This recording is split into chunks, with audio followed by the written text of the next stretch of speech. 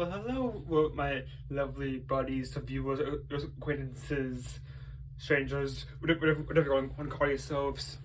So, due to the fact that the books are still underway and don't know, can't really say when they will be done, I have decided to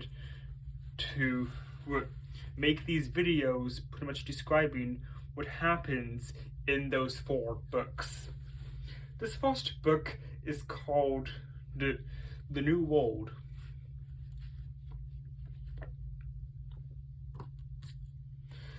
Here we have Justin. He's a young person from Earth that pretty much is trying to make his way in life, but he feels like he's just living somebody else's. Until he finds a mysterious orb, but which he did kind of steal. And as he goes home, he gets whisked away into a new world. So he falls into this vast ocean, completely confusing him, and he did almost drown, but he didn't really. Until he finds a massive ship with Captain Mismatch. Now, when Mismatch and Justin kind of met,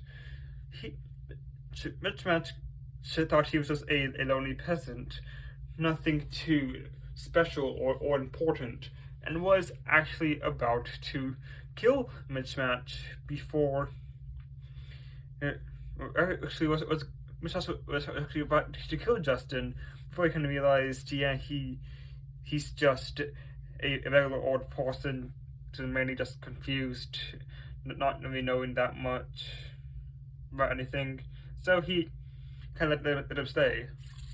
Now, after a few weeks or so, they make it to the island where they meet King Zamzar, which accuses Mismatch for treason, claiming he failed to hide his assassin, who he claims was going to kill him. As Zamzar goes ranting, Mismatch actually defended Justin, claiming he's his second in command, since his first second in command mysteriously disappeared. Justin was stunned, but kind of could tell that was just an excuse to not make him be killed. So Zamzar kind of believed that and left. And as they explored the island, they run into Santor, who hands the duo spices, scissors, and other trading things that Mismatch needs to trade in behalf of Zamzar. Now back on the boat, Mismatch and Justin were kind of talking, and Justin kind of found out that Zamzar and Santor pretty much controlled the whole room. But Zamzar pretty much being the king and the king of the most powerful and strongest empire, and has the strongest military. And Santor being in charge of the trade and pretty much controlling the money. Pretty much, if you wanted to do something, you had to go through one of these two. So after a few more weeks go by, and we get to the building on the new island, and where they need to do the trading. And as they do that, the ocean explodes. Literally. The ocean boils up into this gigantic geyser and explodes, so bringing a lot of hot steam into the sky, yeah, making a lot of the clouds which were previously missing. Now, after the whole going to die thing, Mishmash kind of got excited and kind of dragged Justin around as they kind of claimed a lot of this new land. Until Justin, or Zamzor, and his definitely not fiance, just a friend, to think about it too hard, the Cockatoo came in, and Zamzor accused them for treason, saying that all of their land and that Mishmash gotten was actually his land, since Mishmash was still under his rule. So everything that was his was actually everything that was Mishmash's was actually his. Mishmash, kind of being fed up with this, started a big revolutionary war, and the four fought to and to after knowing this that Zamzor lost a very important piece of land and eventually had a retreat.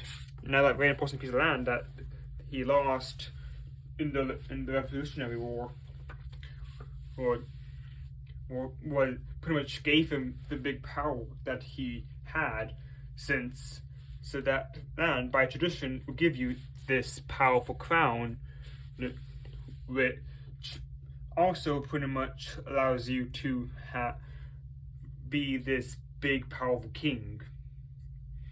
Now, Justin didn't feel like he was worthy, felt like he was still new to all of this, didn't want the crown, and Mishmash didn't even think that he would even get this close to the crown. So none of them kind of wanted it, but the people kind of pushed Mishmash into becoming the next king. So, even though at the very same time, Justin began to rise. So some even say he was non-stop, but he had these radical ideas, and wanted to push power in directions that nobody has really pushed for years. Mishmash actually kind of was with him, course correcting lots of radical ideas to the council. So, and at some point, they even didn't like each other until the threat of Zamzor to come back to attack them kind of made them not really do anything about that. So some time passes until we find Justin watching over this definitely not slaves, just regular prisoners, don't think about it too hard, people. And there he meets Creativitron. Now when Justin met Creativitron, he thought he was just this hyperactive person that didn't really care too much about him. Until, so as he brings Creativitron and some more people, they fall into a sinkhole. Now there, they found this massive shrine with 5 altars, so those on pedestals, describing 5 different people.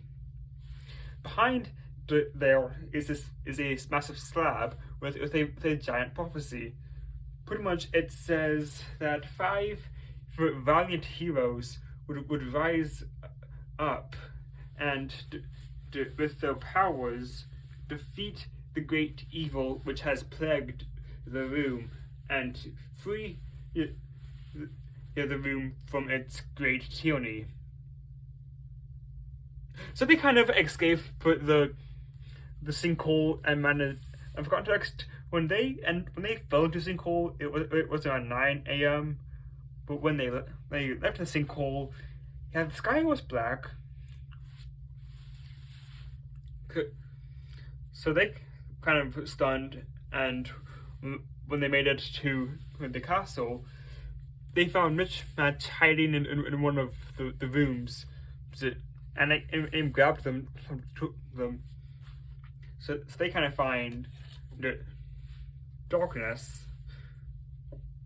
But unfortunately, Darkness found them as well and grabbed the new trio, and dragged them along. Darkness pretty much started saying as he puts them through brings them and puts them through this magical door, sending them to the Shadow Realm. About them being parasites and not appreciating what they already had, and that they have stolen the precious things which they don't deserve, and that he would show them what they needed, who they needed to actually worship instead.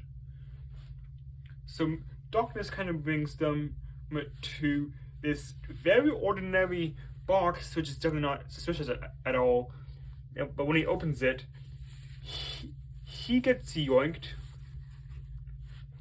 Now, as this happens, the three kind of broke out from the bonds and managed to fight some of the people and escape the Shadow Realm. As this is happening, now as they kind of try to go back to the castle, Zamzar and Cockatoo kind of showed up, overpowering them with the new forces and locking them into prison A. Pretty much just a regular prison, it's just out in the middle of nowhere. Now, as they were put in there, they do find the Gabriel. Now, Mitrash actually recognized Gabriel being his second in command before Justin came along. Good. Gabriel actually has been fighting Cockatoo for the last year or so until he unfortunately lost and was caged in here by Cockatoo herself, and was planned to pretty much starve to death in this slow, agonizing, painful death. But as this is happening, he's been slowly digging a hole in one of the walls, but eventually got too weak to even do it. But Mitrash and Great eventually managed to break the hole and escape. Now Justin actually picked up Gabriel and carried him outside the hole as well, letting Gabriel finally escape. Now as this is happening, Zamzar and Cockatoo are pretty much in the palace, thinking they already won the war, or thinking living a life of luxury, not even worried about anything. So they were very, very shocked when the trio broke in and, along with some rebellions, overpowered them. So I'm going to take them to one of the most secure prisons in the whole room. So secure, there have never been any records ever of anybody ever escaping. Now, as I was taking it, Zamzar actually managed to break free from his restraints and actually fought to Mitrash. But as they were fighting, one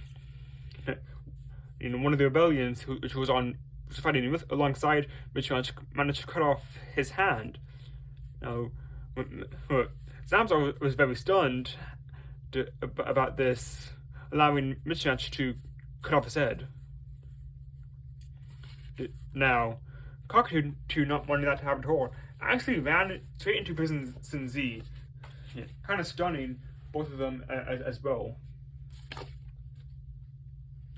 Now, a few years now pass, and Justin kind of noticed that they have kind of been watched, and that he has been hearing voices through the walls, until one day, when they investigate a forest fire which was around the castle, and find a massive tank-like ship stretching as far as the eye can see, and they meet, and when the door opens, they meet Fire Cobra. Now, the White Cobra happily welcomes Justin, but mainly just kind of drags him, forces him to come. Before the Katachon and Mismatch could get in, they were blocked from the massive army White Cobra had. But they eventually did find another way into the Dreadnought. Now, with White Cobra and Justin, the White Cobra decided to ask Justin to join his side, saying that with their combined forces, since they could make the great empire that the Room once had, and would liberate all of the evil that Zamazar and Cockatoo had, and show what true power actually was. Justin could see flaws in White Cobra's plans, and actually pushed White Cobra. White Cobra, being stunned and shocked, actually attacked him, tried him, and after some Tom and Jerry chase scene, they make it to the cockpit where the ship is driven along with Quatertron and Mismatch, who finally catch up. White Cobra tries a couple more times before Justin finally shoved White Cobra into the steering wheel, pushing him outside of the room. As it's happening, as the ship falls to one of the walls, the trio escaped. As they escape the Dreadnought, White Cobra's second in command managed to pin down Justin before he could do any damage. But Justin shoved his own weapons in his face, creating a massive disfiguring scar. Now, a couple more years pass as they do king stuff. When Justin disappears, so startling to White Cobra, Katachon and Mismatch, a couple days later, they eventually find the Dreadnought again, very similar to White Cobra's, and after breaking in this very similar way, and eventually finding Justin and the second and Justin in a massive test tube with a video, with the live stream of this satellite, and the person. He pretty much says that he calls himself Scratch, and that he will finish what White Cobra has started, and show and will avenge White Cobra's death. And before they can stop him, then Scratch triggers this massive satellite, which is around the size of the International Space Station, and has a bunch of unstable and highly active crystals in it, making it into one big detonator, originally meant to kill White Cobra before Justin did that. But Scratch kind of found where it was hidden, and as he triggered it, Justin actually died. And just to tell you how dramatic it actually was, they could see the skin peeling off, like the skin and the muscles peeling off of him.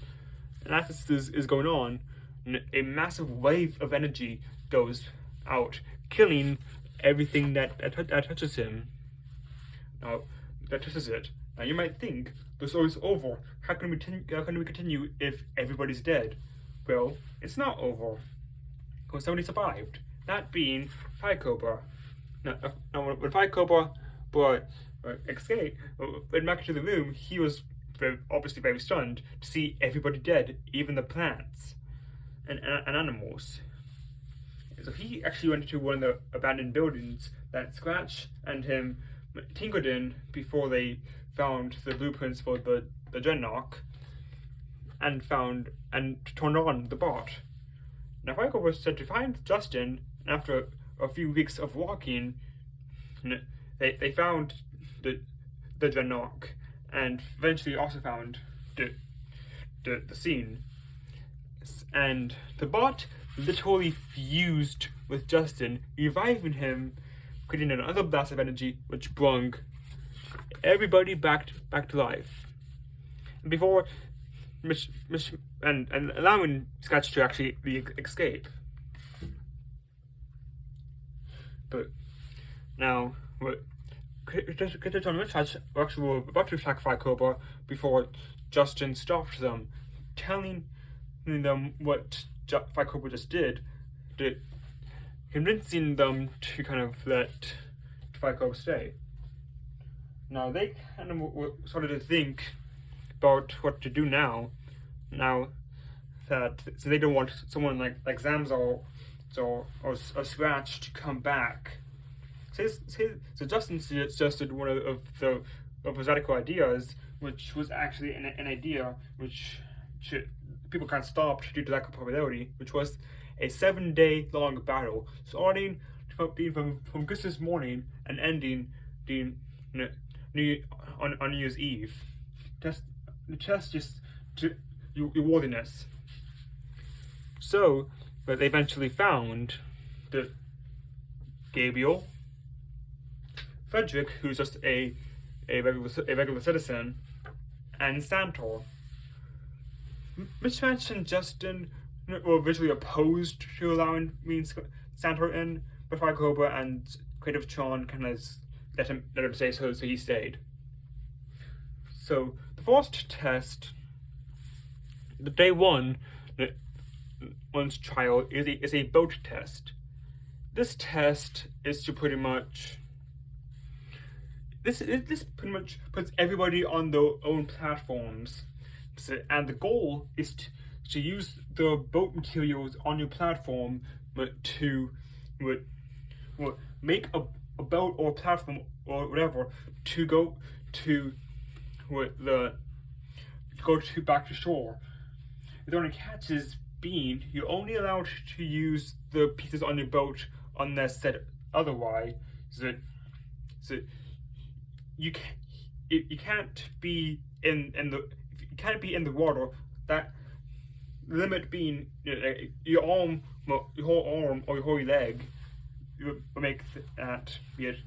And if you ever do touch the water, you are forced to go back to your platform, and if you go to shore after that, you are disqualified.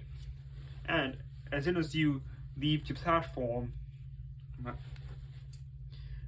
at any time, other people are allowed to take pieces from your platform. Last person to make it to shore is eliminated. And after some time, Justin managed to make it to shore first, followed by Mismatch and Creative Tron.